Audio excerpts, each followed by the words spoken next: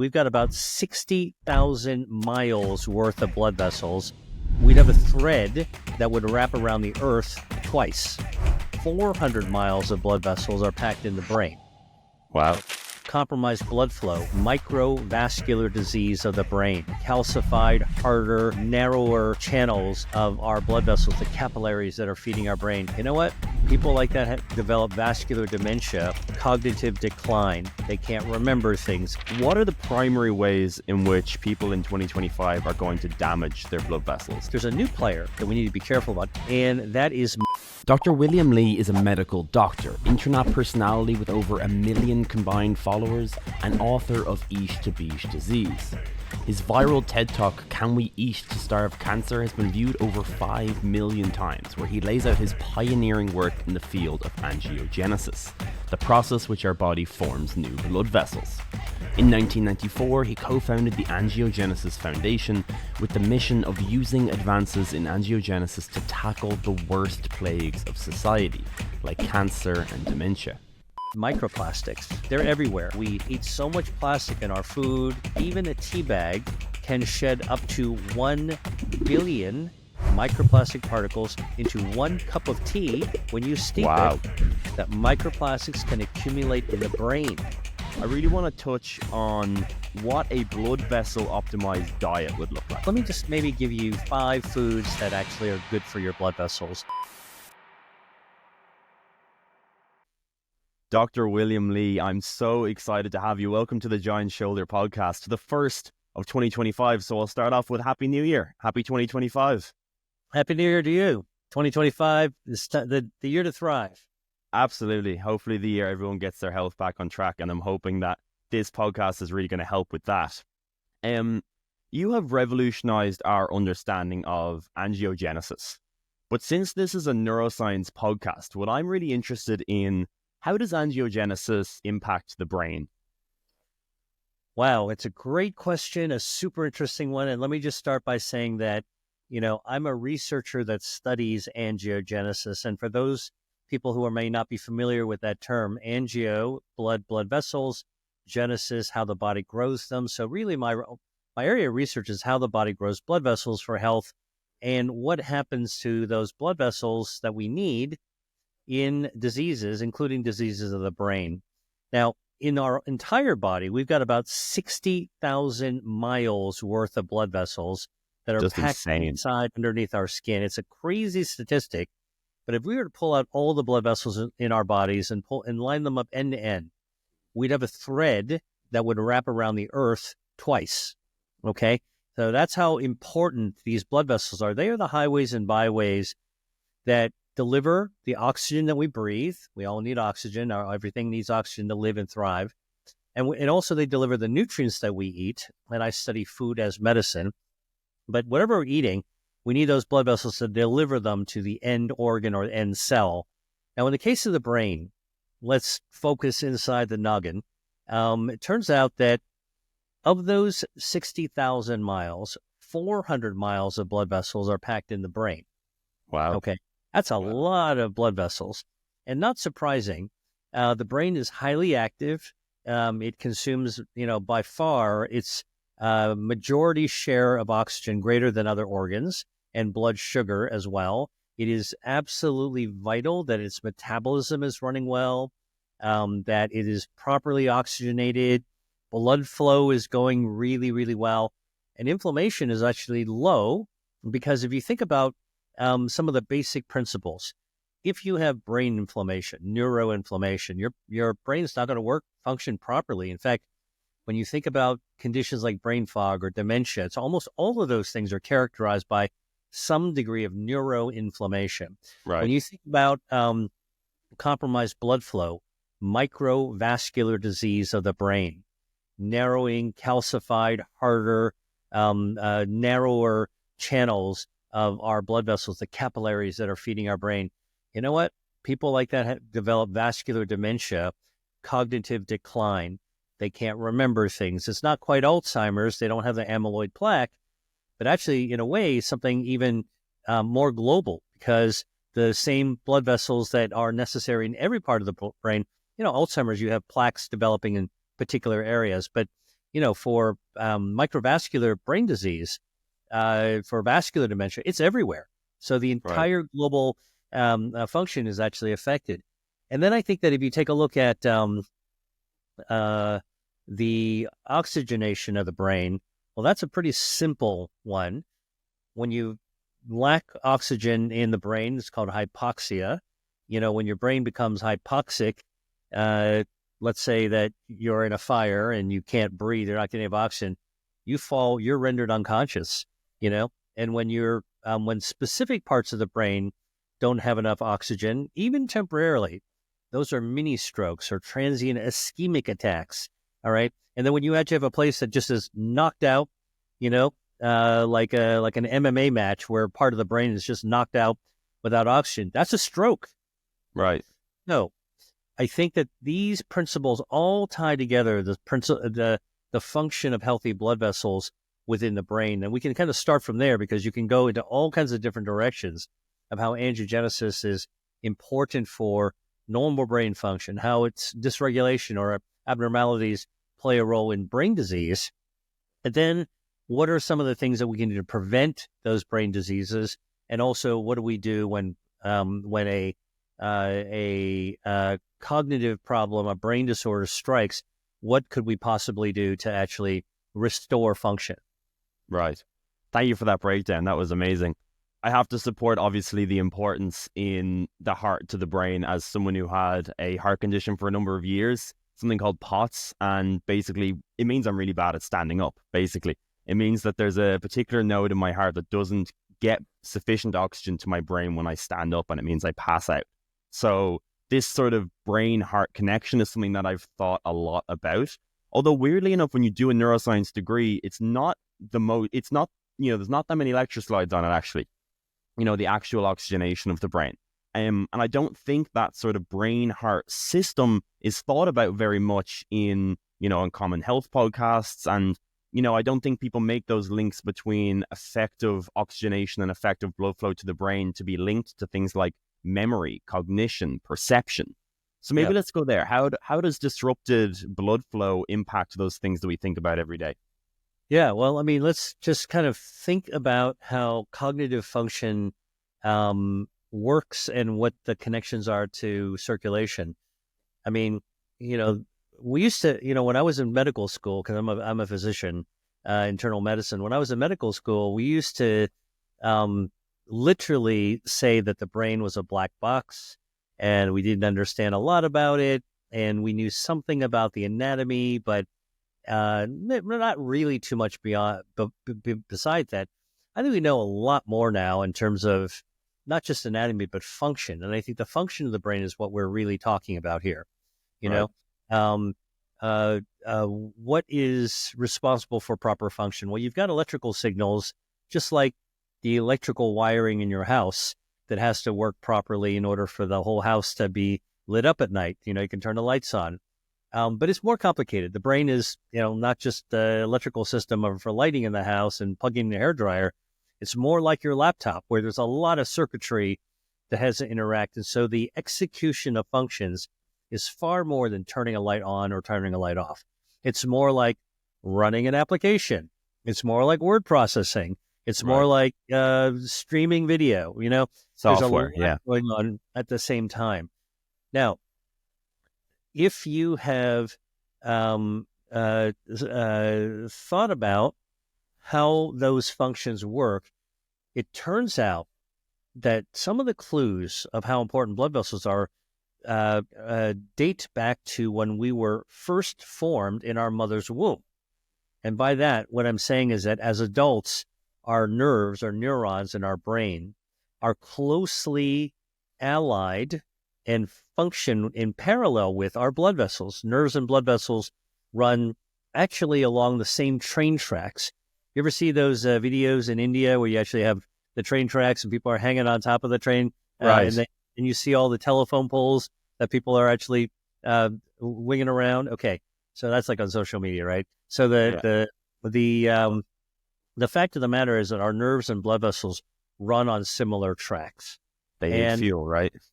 And they need fuel. But what's interesting about the interdependency of these dates back to embryology. So, let me try to break it down in sort of simple way. So when your dad's sperm met your mom's egg, and you became just a ball of cells, the future you is just a ball of undifferentiated cells.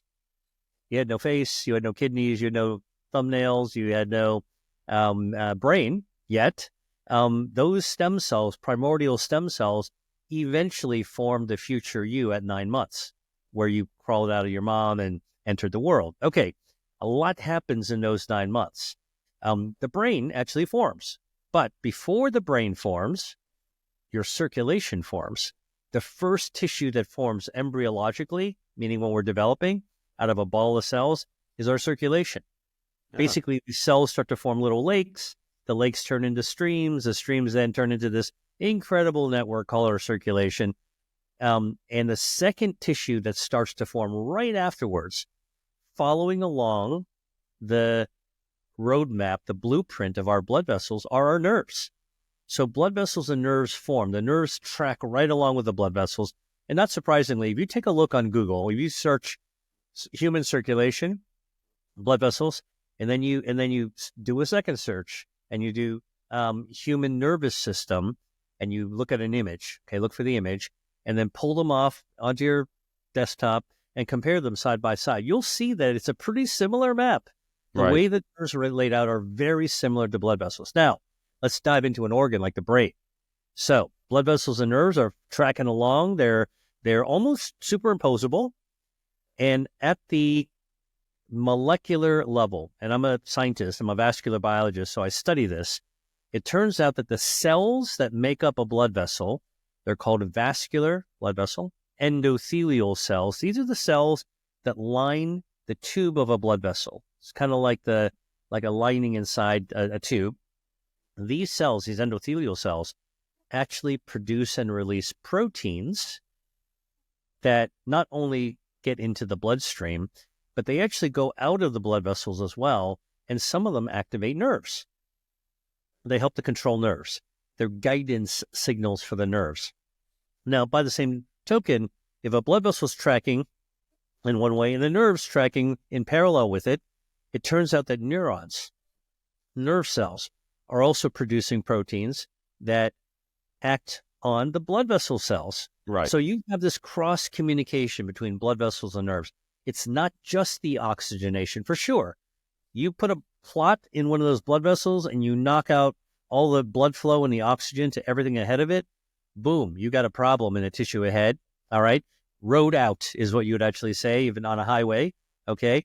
But honestly, if you also interrupt the blood vessels in some way, it make the blood vessels diseased. Okay. What happens is you're interfering with those proteins that the blood vessels communicating with the nerves.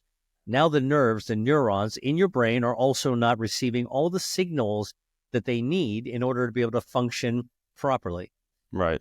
Same token, if the blood vessels of the nerves are sick, they're also not getting the signals from the blood vessels. So I know that you started this part of the conversation talking about POTS, postural orthostatic hypotension, and that's really connecting the heart to the brain.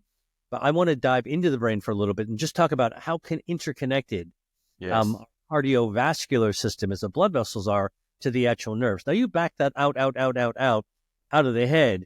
Now you can kind of see that even on a more macro level, heart and brain are also connected in physiological ways with gravity and all kinds of other factors as well. So this is my world of blood vessels and your world of sort of the neuroscience and the cognitive function are basically conjoined twins. You can't separate them. Right. And if you try to separate them, you get into a problem. I had two main problems last year.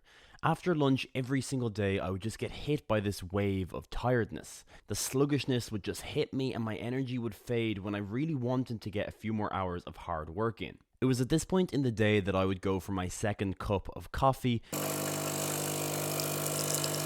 which would inevitably massively disrupt my sleep that evening, and hence the vicious cycle continues. That's why to start off 2025, I have replaced my second cup of coffee with Magic Mind. MagicMind is a little green shot that contains a bunch of research-backed ingredients that help reduce stress and help you focus without disrupting your sleep. For example, in this blind randomized placebo-controlled study on ashwagandha, participants experienced reduced anxiety, reduced serum cortisol levels, reduced stress, and increased quality of sleep. I'm a very skeptical person, which you may have noticed on this channel, but I was genuinely very surprised about how good I felt after I took a shot of MagicMind. At least in my own experience, I was able to stay locked in, focused, lower stress, and in the flow late into the evenings when otherwise I would have faded off into doom scrolling on social media. Something else I love is that they donate 5 cents for every single bottle sold to mental health charities across the world, and they offer 100% money back guarantee if you're not 100% satisfied with what you get when you purchase MagicMind. So you really have nothing to lose at all by giving it a shot. Use my link in the first line of the description to get 45% off your first purchase of MagicMind. It also really supports the channel. From what you're saying, and that was just such a beautiful illustration of how the system sort of interplays. From what you're saying, it sounds like it's a very delicate system development, of course. Lots of things have to go right. Are there any developmental disorders that we have sort of directly connected to a vascular, basically, problem where there's some oxygenation issue, or where because there's been a lack of vascular development, the nerves don't develop alongside it? Because as you say, it's not just oxygen, but it's also there's back and forth chemical signaling going on. Are there any direct developmental issues? Yeah, I mean, there's a lot of developmental disorders, congenital disorders, where you actually have congenital problems of formation of nerves and blood vessels. But one that maybe your listeners would relate to very, very easily is an older medical phenomenon called cerebral palsy. Right. This is actually not due to a developmental biological problem, but literally, the cord strangulating around the neck, or some problem at childbirth where you're actually depriving oxygen to the brain, because even at 9 months and before that, you're actually, the brain is really, really still forming. It's like a cake you put in the oven. It's not quite baked yet. It's still rising.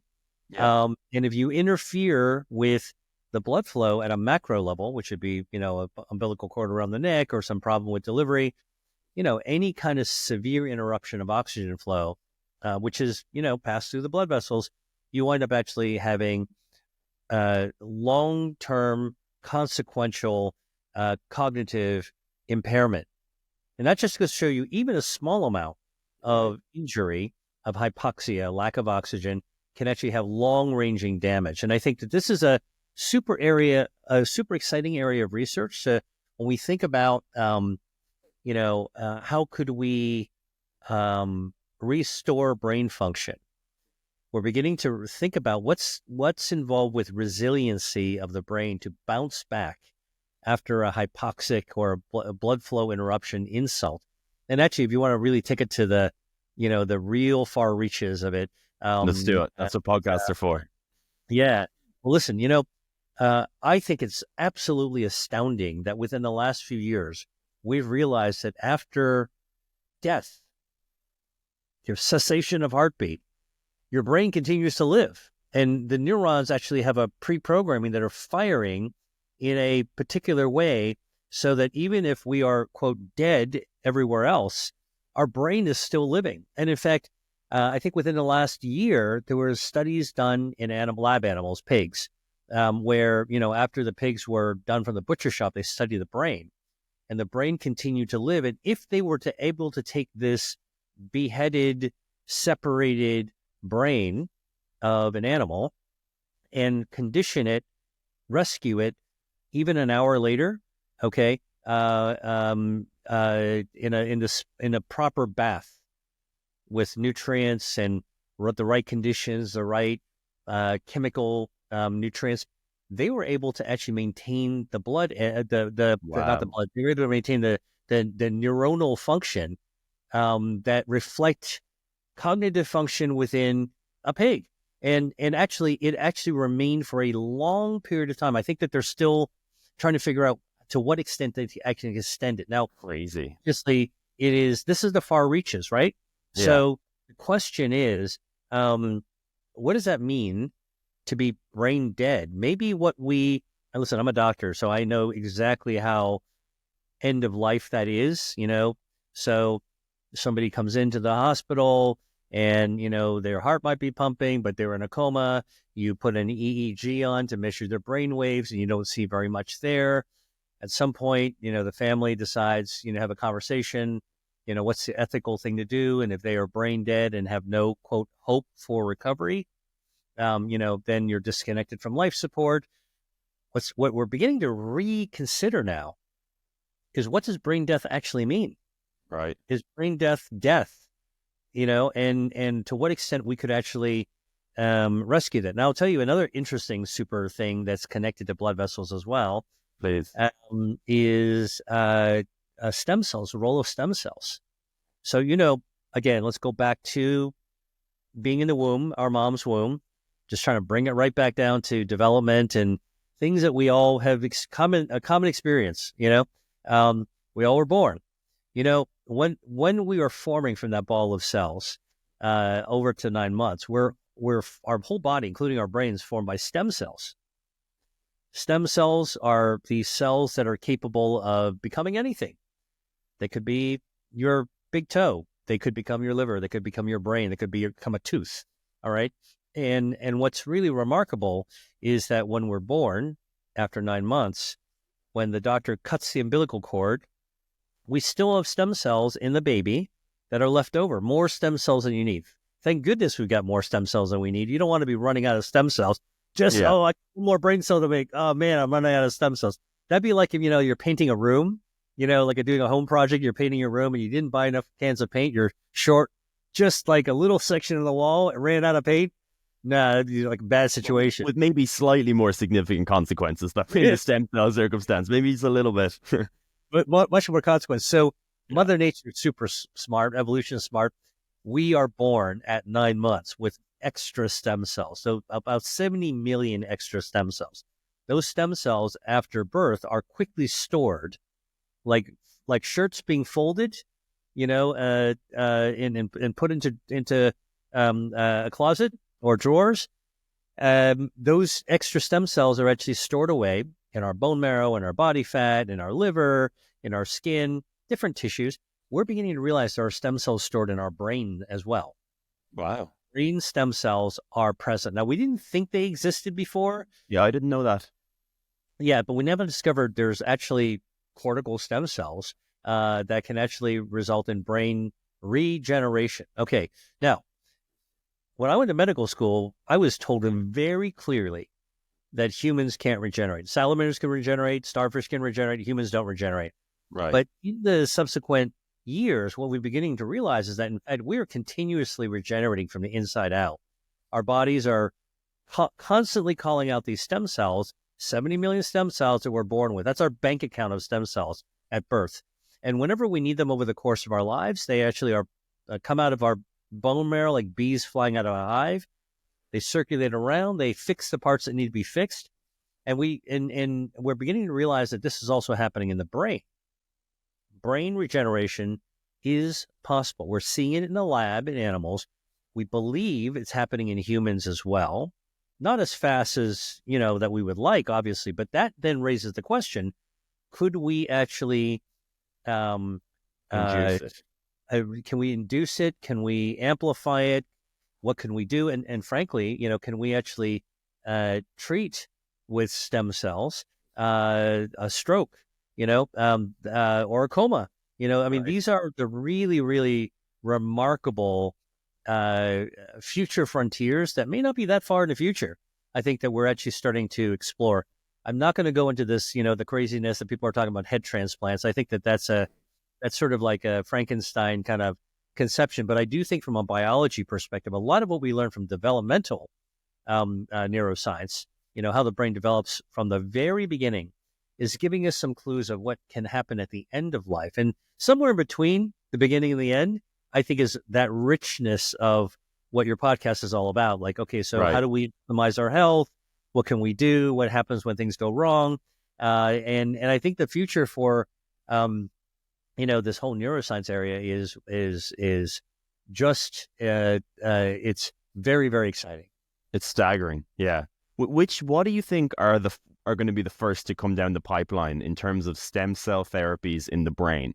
What is the current research unearthing that might be possible? And what sort of timelines are we looking at? Maybe in the next 5 years, are we going to see, clinical trials of stem cells in brains doing really fascinating things? What are your thoughts there? Yeah, well, I can tell you stem cells have already been done in clinical trials for stroke.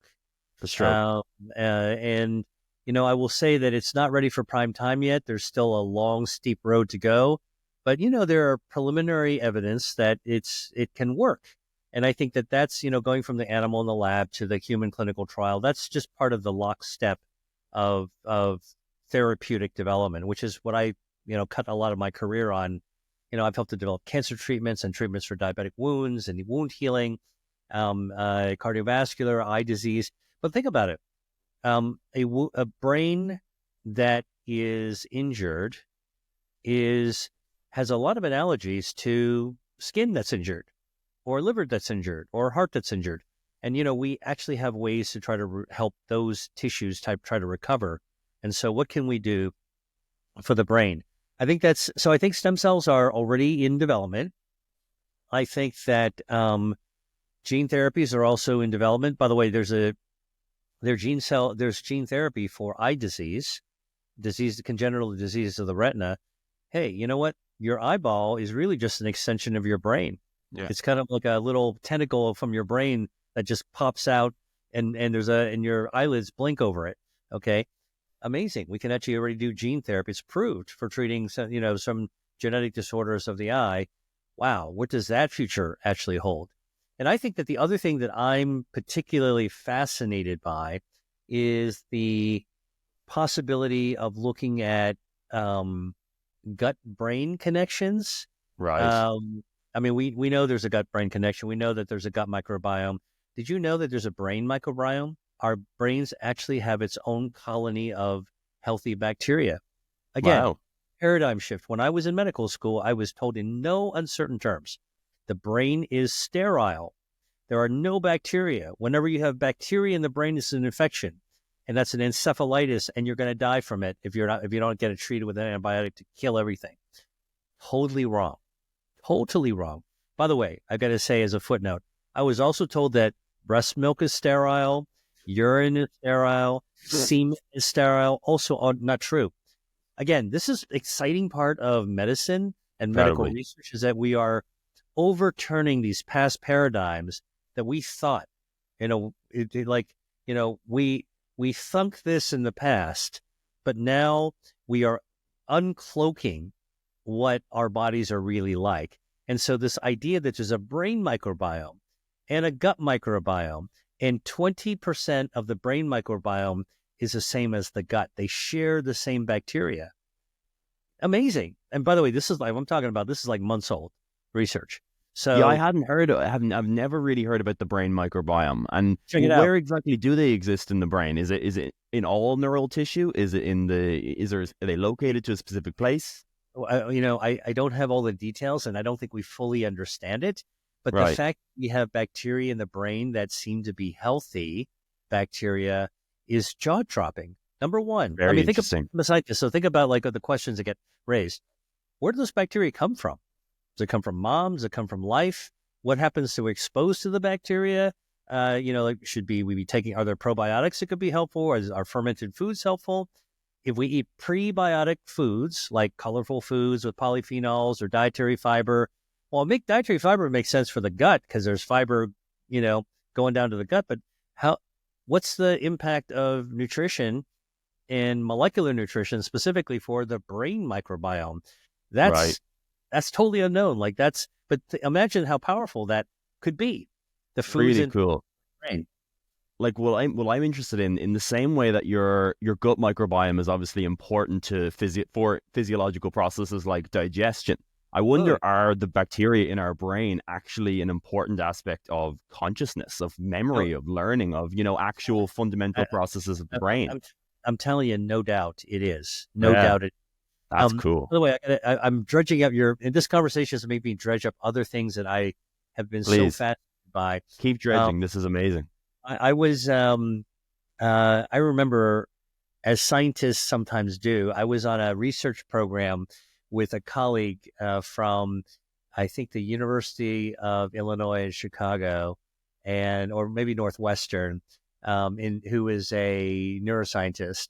And she told me something that blew my mind, which is that we've got stem cells behind our nose in the cribriform plate. So for those of you who don't know what the cribriform plate is, everyone knows what the cribriform plate is. Everyone knows that. Please explain what the cribriform plate is. No, it's at the top of our nose, a little bit deeper inside the nose. And think about it. When you take a big breath in, you're breathing it through your nose. The air goes through, goes up, doesn't go straight into your brain or into your lungs. Actually, there's a sewer grate that's at the very top of the nose where all the air flows in. And that grate, that air filter, is called the cribriform plate, and it looks like a grate, like a sewer grate, and it has a lot of functions that we think relate to smell and other things. Like the olfactory or smell neurons are kind of studying there, and so I used to think about it like, if you remember the smell of a apple pie, or a pizza, you're activating the nerves, the olfactory or smell nerves that are studying that sewer grate, right between your eyes, maybe like a half an inch in, okay, or an inch in. All right. Well, I was schooled to learn that in addition to nerves, there are stem cells that live around the cribriform plate. They just live there. And you know what they do? They actually help you form memory. And those stem cells move when you're sleeping at night into your brain, and they assist in processing memory. Wow. And studies have been done looking at people with dementia, like Alzheimer's dementia, and show that they are actually missing.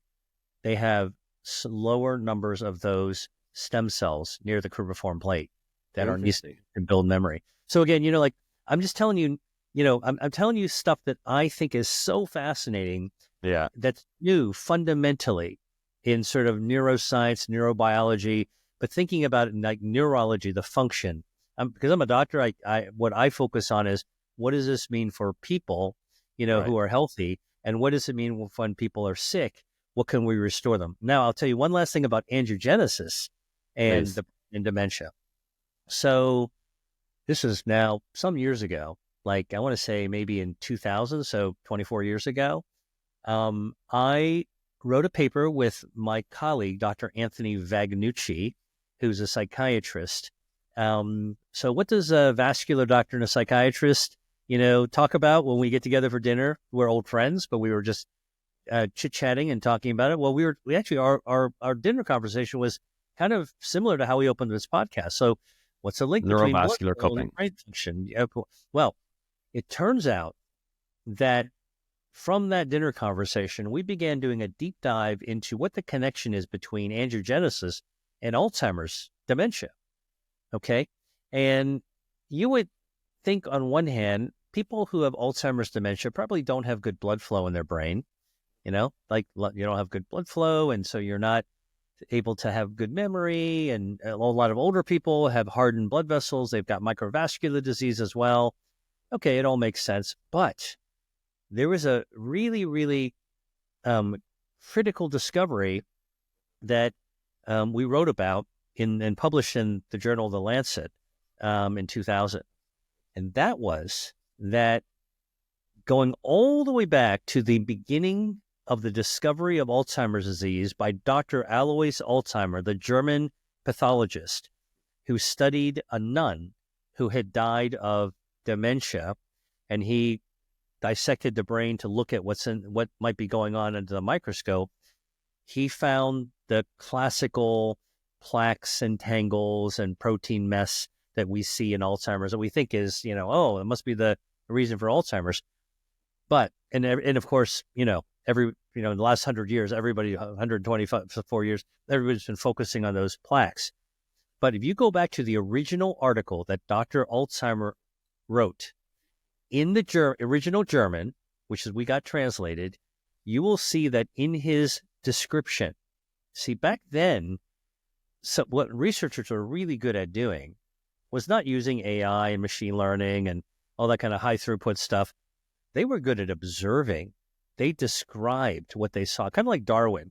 Right. We got big turtles here. We got finches with different beaks. Okay, so what Dr. Alois Alzheimer's described in his original paper describing Alzheimer's disease, what became known as Alzheimer's disease, he described that there were blood vessels that were abnormal Wow. existing next to the plaque, the Alzheimer's plaque. Interesting. Amazing. Yeah. Now, we didn't know very much in 1904 about how blood vessels were. Now, take a modern view of blood vessels and angiogenesis, and let's take a look at those sick blood vessels. Whoa. You find that there are more blood vessels near the plaques, not fewer blood vessels, more blood vessels near the plaques, but those blood vessels are not normal. They're abnormal, okay? And there's a researcher named Dr. Paula Gramis who actually studied those sick blood vessels in Alzheimer's brains using modern techniques. And guess what? They're abnormal shaped, so they don't actually give you good blood flow. So you've got more angiogenesis, but worse blood flow. Okay, so initial assumptions are correct. But here's what's crazy.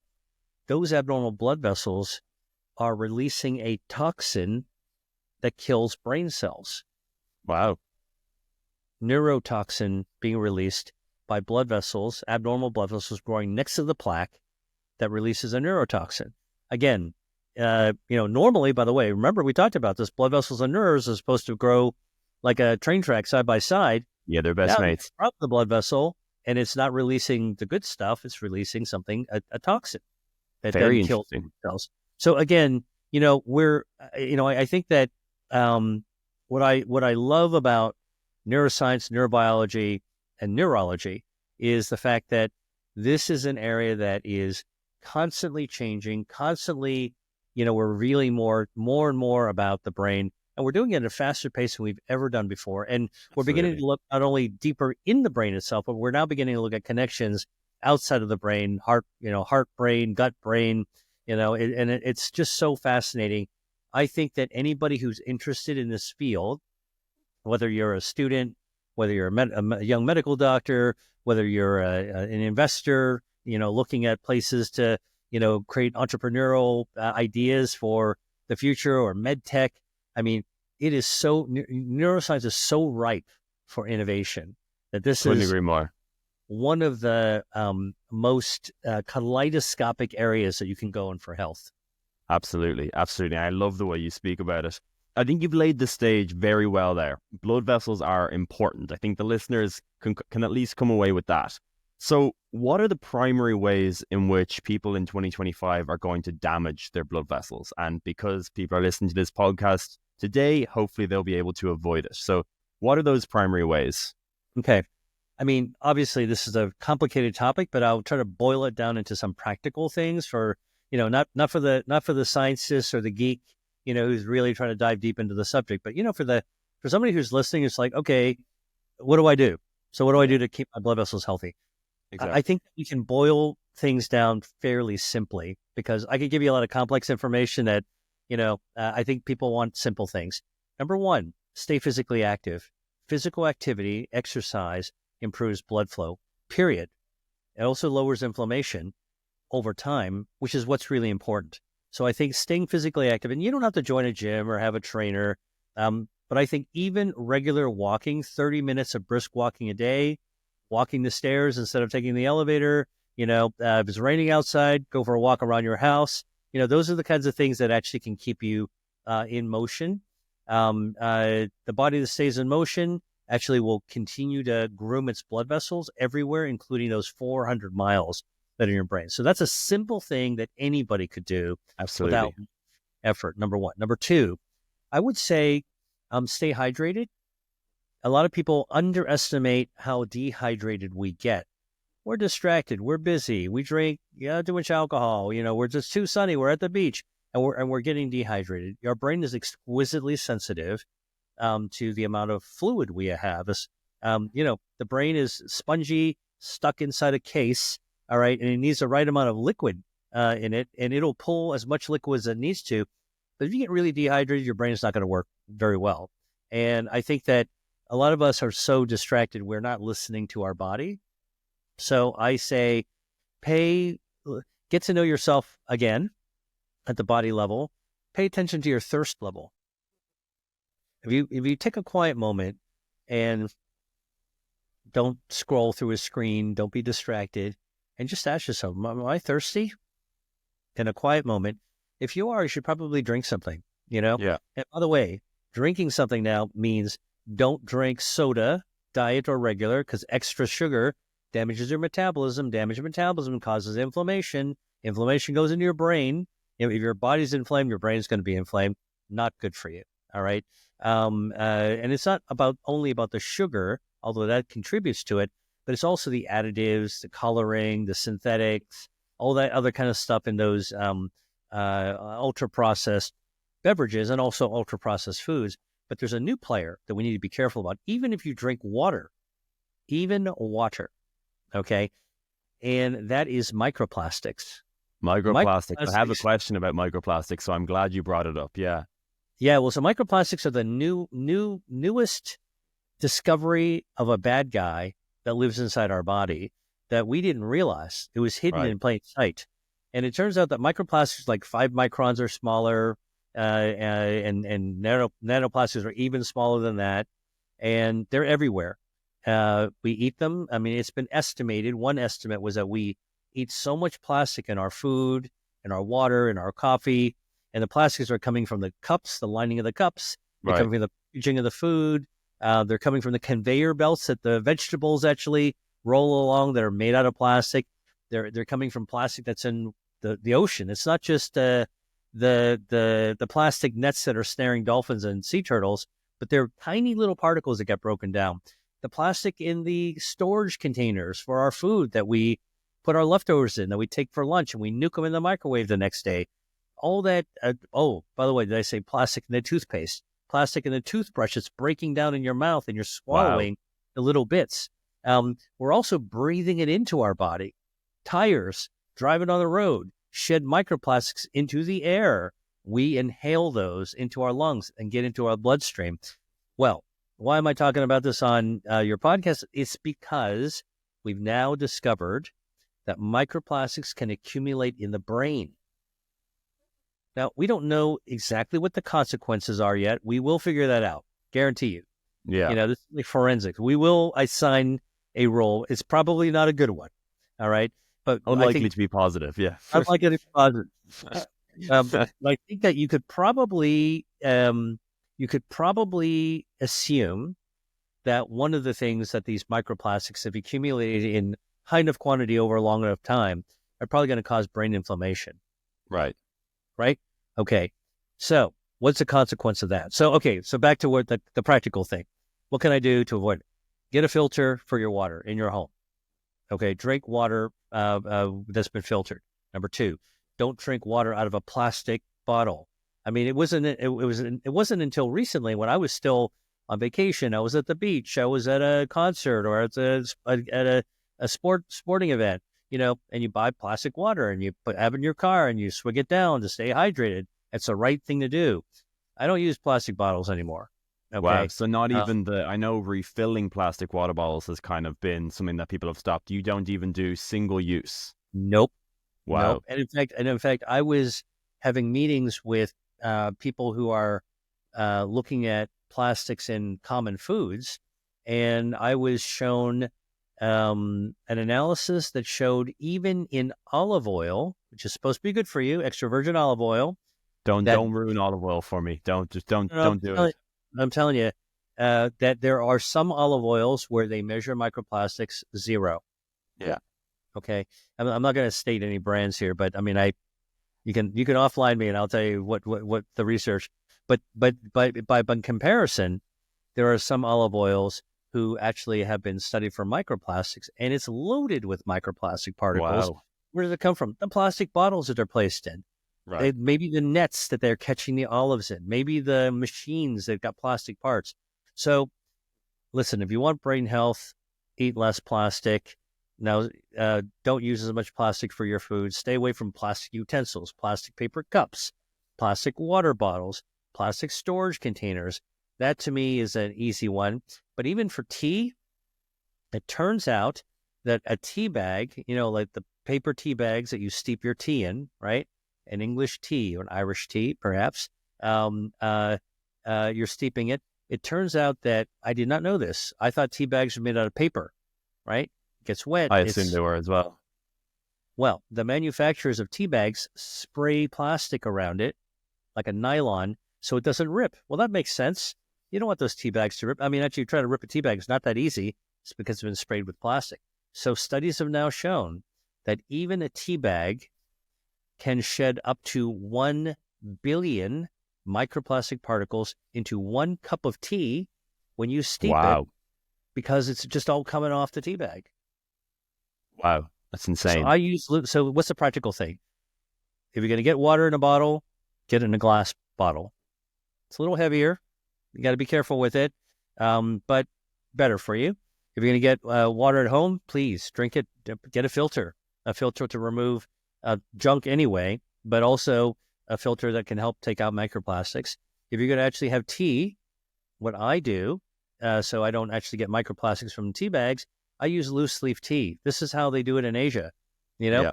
Loose leaf, put it into a tea ball or tea container or teapot, or just sprinkle into a cup, and now you're actually not dealing with extra plastic particles. Right. Yeah, it's going to be crazy how we see these things develop over the next couple of years. Is there going to be definitive reports that come out that say what are microplastics doing in the brain? Again, I think we can agree that it's probably not good. I could go forever, but I know your time is limited. I really want to touch on what a blood vessel optimized diet would look like. I know you're a very food is medicine guy. You've done lots of really interesting research on just regular things people eat in their diet on a daily basis in proper doses. Let's talk about that for the remainder.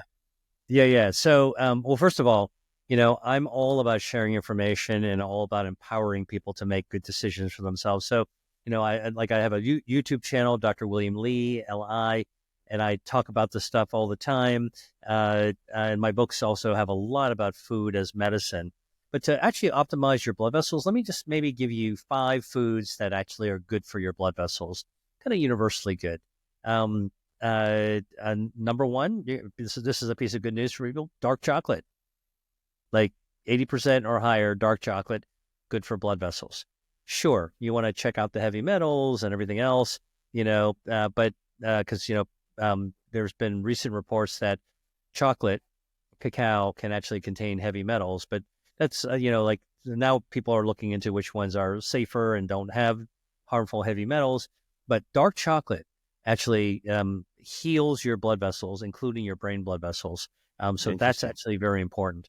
By the way, the other thing for your channel is that dark chocolate contains anandamide. That's a natural substance in cacao that activates the endocannabinoid system in the brain, which is the same thing that marijuana, the THC, actually activates. So it's actually a bliss molecule. It's found in chocolate, which is why people tend to, I think, feel good about eating chocolate. It's a little addictive, I can't. I see a piece of chocolate, I got to eat it. All right, so that's a good thing. Chocolate's good for blood vessels. As I mentioned, tea, really, really good for vascular health. My uncle lived to 104 years old, and he drank like 10 cups of tea every day because he lived at the base of a tea mountain. And he was physically active and he had good social support and he slept really well. Climbing up the mountain every day. He was climbing up the mountain. He was walking up the mountain every single day, going for the top of not the top of the mountain, but halfway through the mountain. That's where the tea temple was, and he would actually sip his tea, but he would have a thermos and he'd sip it all day long. And he attributes tea being healthy, but I can tell you the research also shows that tea is really, really very. What kind of tea? I presume all teas are good, but teas are quite different than their constituents. Well, so all real true tea comes from Camellia sinensis, which is really the tea bush. So green tea is just picked and dried. Black tea is picked and dried and oxidized. Fermented black tea is pu'er tea. Same thing, came from the original tea bush, and now you really kind of fermented. All of those are good for blood vessel health. Okay, right. So and if you want really super healthy for your blood vessels, matcha, because now you get the whole tea leaf turn into powder, like what you get in a Japanese restaurant, a sushi bar. When you ask green tea, they give you a matcha. That's really, really good for you. We've recently taken up drinking matcha in this household, so my girlfriend will be glad to hear that it's good for blood vessels as well. And many other things as well that the matcha is really good for. So I would say the second thing, extra virgin olive oil is actually really good. Now, I will tell you, it's not because of the oil, which is fat, although there are some good fats, monounsaturated fatty acids and olive oil, some omega-3s, which are good for brain health and blood vessel health in olive oil as well. But it's because extra virgin olive oil, EVOO, first press, cold press, extra virgin olive oil, is loaded with polyphenols. And these polyphenols have names like hydroxytyrosol, oleocanthal, et cetera, Leave it to me, scientists like me, to kind of work through all the detail. So I always tell people, don't try to copy anything. Just know that we know what these things are. We're working on it. But those polyphenols are what give olive oil that characteristic, or extra virgin olive oil, that characteristic, like delicious flavor. That's why it makes it green. That's why you get the little bit of that peppery sensation when you have really great extra virgin olive oil. You dip some sourdough bread in it. It's really great. Those polyphenols are fantastic for vascular health. Okay. Great.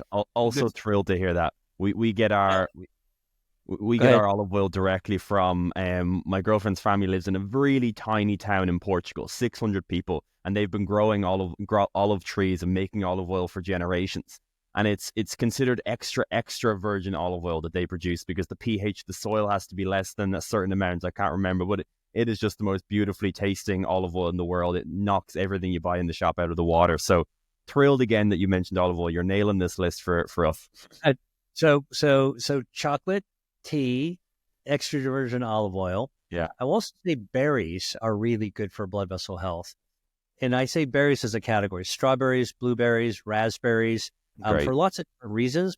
One of the collective reasons that berries are good for you is that they lower inflammation in your body.